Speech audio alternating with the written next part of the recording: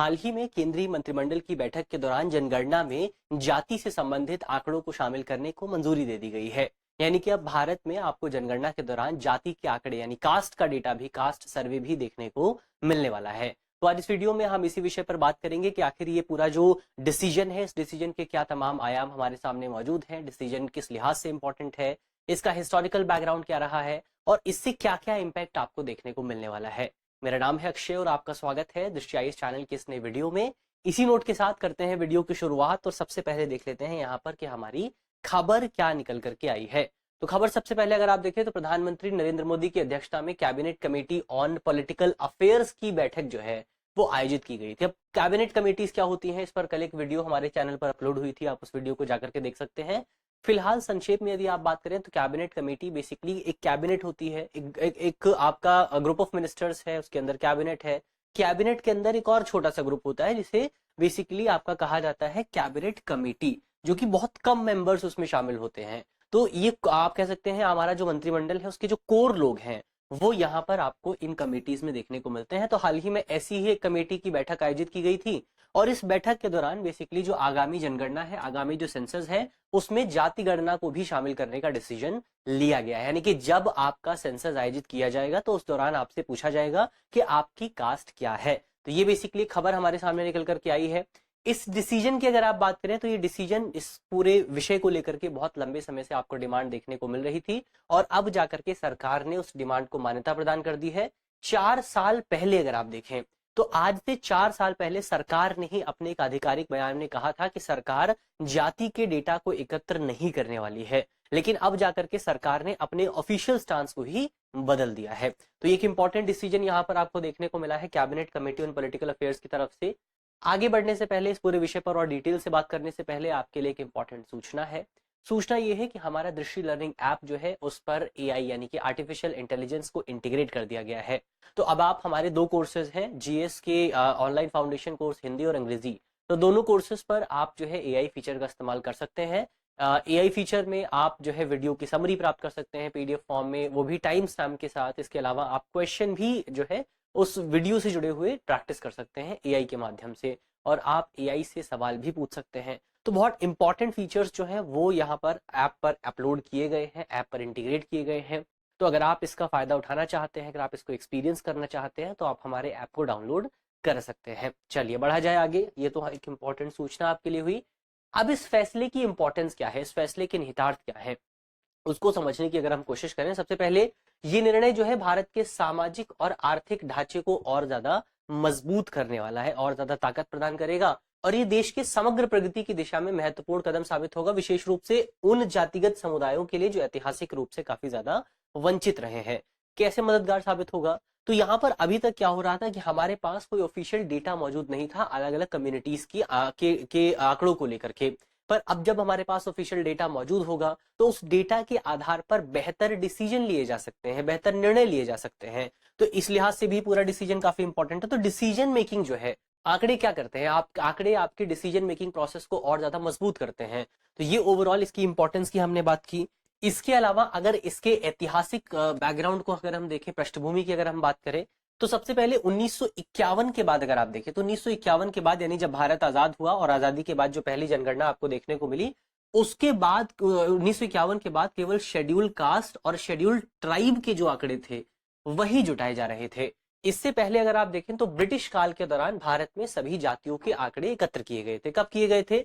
1931 की जो जनगणना थी, 1931 की जनगणना में जातियों से संबंधित पूरा डेटा एकत्र किया गया था, जिसमें शेड्यूल कास्ट के आंकड़े थे, शेड्यूल ट्राइब के आंकड़े थे, अदर बैकवर्ड क्लासेस के आंकड़े थे, सभी जातियों के आंकड़े जो है 1931 की जनगणना में एकत्र किए गए थे। बाद में जाति गणना की जो प्रक्रिया है उसको समाप्त कर दिया गया और आजादी के बाद इसको अपनाया नहीं गया। तो लास्ट कब हुआ था जाति की जनगणना? 1931 में हुई थी और उसी के डेटा को अभी थोड़ा सा चेंज करके इस्तेमाल किया जाता है। स्वतंत्र भारत के पहले जनगणना के समय ही जाति संबंधी सवाल को टाल दिया गया था, यानी कि तय किया गया था कि हम अपने देश में जाति को इतनी इंपॉर्टेंस नहीं देंगे। इसका एक लक्ष्य यही था कि बेसिकली भारत में जाति की जो पकड़ मजबूत है उसको कमजोर किया जा सके, लेकिन इसका नेगेटिव इंपैक्ट ये देखने को मिला कि बेसिकली अब जाति के डेटा ही हमारे पास मौजूद नहीं है। इसके अलावा 2021 में अगर आप देखें तो राष्ट्रीय पिछड़ा वर्ग आयोग जो था उसने सरकार से ओबीसी जनसंख्या के डेटा को संग्रहित करने की अनुशंसा की थी, रिकमेंडेशन दी थी कि हमें ओबीसी के जुड़ा जो डेटा है वो एकत्र करना चाहिए।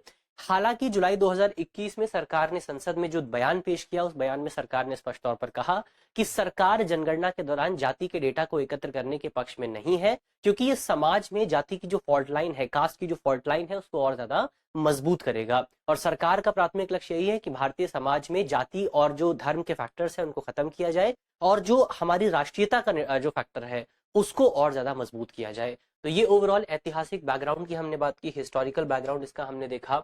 अब जाति जनगणना की मांग के उदय की अगर आप बात करें, तो इसकी जो डिमांड है वो खासतौर पर आपको ओबीसी कम्युनिटी के बीच में देखने को मिलेगी। ओबीसी कम्युनिटी में भी खासतौर पर जो कृषक समुदाय है, जो कारीगर समुदाय है, इनके बीच में आपको जाति जनगणना की डिमांड खासतौर पर देखने को मिलेगी। क्यों? क्योंकि अगर आप देखें तो भारत में शेड्यूल कास्ट का डेटा एकत्र किया जाता है, शेड्यूल ट्राइब का डेटा एकत्र होता है। डेटा एकत्र नहीं होता तो किसका नहीं होता? ओबीसी का नहीं होता है, अदर बैकवर्ड क्लासेस का नहीं होता है। तो इसीलिए आप देखेंगे कि भारत में सबसे ज्यादा डिमांड जो कास्ट सर्वे की जाती है वो अदर बैकवर्ड क्लास कम्युनिटी की तरफ से की जाती है। इसके अलावा इन समुदायों हेतु जाति जनगणना एक महत्वपूर्ण विषय है, खासतौर पर उनकी सामाजिक और राजनीतिक स्थिति को ध्यान में रखते हुए। क्योंकि हमने बात की थी, आप जानते हैं, भारत में 1989 में ओबीसी को आरक्षण दिया गया था, ओबीसी कम्युनिटी को आरक्षण दिया था। कितना? 27% दिया गया था। किसकी रिपोर्ट के आधार पर? मंडल कमीशन की रिपोर्ट के आधार पर। किसकी सरकार थी? वीपी सिंह जी की सरकार थी। तो इस सरकार के दौरान 27% आरक्षण दिया गया था। लेकिन ये 27% आरक्षण जो दिया गया था वो किसी ऑफिशियल डेटा के आधार पर नहीं दिया गया था, बल्कि मंडल कमीशन ने खुद अपनी एक रिपोर्ट तैयार करी थी, खुद अपना सर्वे किया था। और उस सर्वे के आधार पर और 1931 का जो डेटा था, उस डेटा के आधार पर पूरा जो खाका था उसको तैयार किया गया था। तो उस समय भी हमारे पास कोई ऑफिशियल आंकड़े मौजूद नहीं थे। तो इसीलिए ओबीसी कम्युनिटी की तरफ से हमेशा से डिमांड की जाती रही है कि आप कास्ट सर्वे करवाइए, इससे पता लगाइए कि देश में ओबीसी कम्युनिटी की संख्या कितनी ज्यादा है। और डिमांड ये भी होती है कि अगर ज्यादा संख्या निकल करके आती है तो उसी अनुपात में उनको आरक्षण भी मिलना चाहिए। तो ये डिमांड आपको लंबे समय से देखने को मिल रही है। अब यहाँ पर एक इंपॉर्टेंट विषय और आता है, और वो विषय है आपका सोशियो इकोनॉमिक कास्ट सर्वे, SECC, यानी कि सामाजिक आर्थिक जातिगत जनगणना, या कास्ट सेंसस भी आप इसको कह सकते हैं। तो ये भी काफी इंपॉर्टेंट है। 2011 में किया गया था। 2011 का ECC जो है हमारे पास मौजूद है। लेकिन कई बार इसके आंकड़ों की जो सत्यता है, जो इसके आंकड़ों की जो पुष्टि है, उस पर सवाल उठाए जाते हैं। इसके आंकड़ों की सत्यता पर सवाल उठते हैं, उनके कई बार उनके वेरिफिकेशन का जो प्रोसेस है उस पर सवाल उठाए जाते हैं। क्यों होता है उसकी अगर आप बात करें तो 2011 में इसको आयोजित किया गया था, और 2011 में जब इसका आयोजन हुआ था तो उस समय जो भारत में जातियों की संख्या निकल करके आई थी वो तकरीबन 46 लाख के आसपास थी। 46 लाख के आसपास जातियां जो है वो भारत में निकल करके आई थी। जबकि अगर आप 1931 वाली जनगणना की बात करें, जब समग्र जातियों का डेटा एकत्र हुआ था, तो उस समय भारत में जो जातियों की कुल संख्या थी वो 4147 के आसपास थी। अब आप सोच करके देखिए कि 1941 से 2011 के बीच में जातियों की संख्या इतनी ज्यादा बढ़ गई है। एक समय पर 1931 में 4100 के आसपास थी और 2011 में बढ़कर के 46 लाख हो जाती है। इसके पीछे के रीजन की अगर आप बात करें, इसके पीछे का रीजन ये था कि जो आपका सोशियो इकोनॉमिक कास्ट सर्वे था उसमें खुले रूप से जातियों के नाम पूछे गए थे, यानी कि ये कोई भी क्राइटेरिया तय नहीं किया गया था। उसमें लोगों से पूछा गया कि आपकी कास्ट क्या है और उसको लिख दिया गया। फिर दूसरे व्यक्ति से पूछा गया कि आपकी कास्ट क्या है तो उसे लिख दिया गया। तो इसमें दिक्कत ये आई थी कि बेसिकली कई लोगों ने एक कास्ट बताई, दूसरे व्यक्ति भी उसी कास्ट से संबंधित था, लेकिन उसने स्पेलिंग अलग बताई, उसने अलग तरीके से प्रोनाउंस किया, तो फिर वो अलग कास्ट बन जाती है। इसी वजह से यहाँ पर 46 लाख कास्ट जो है वो आपको देखने को मिली थी।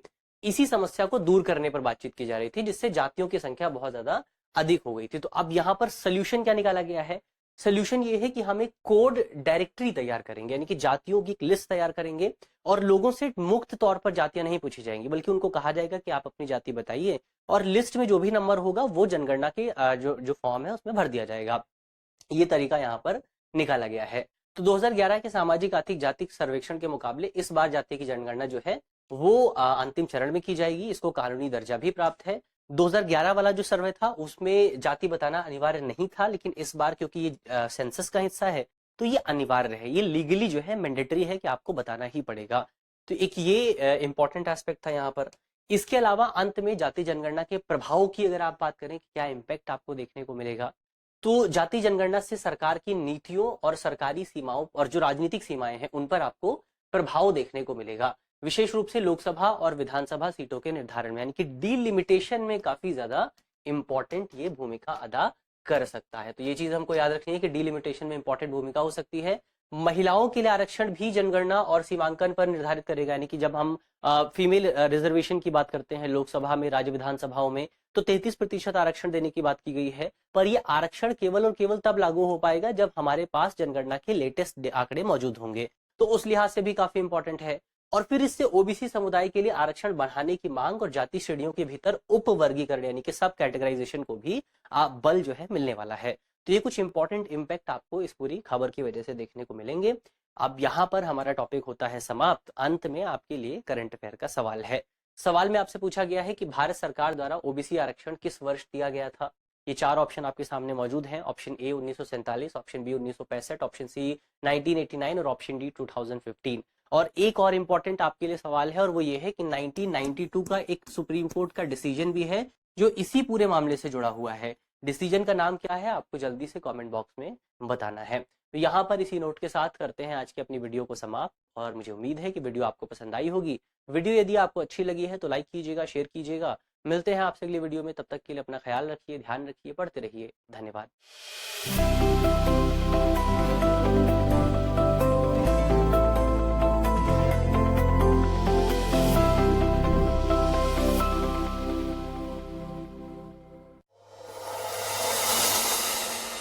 डियर व्यूअर्स, अपने एग्जाम की तैयारी को और बेहतर करने के लिए हमारे चैनल को लाइक, शेयर और सब्सक्राइब करना न भूलें।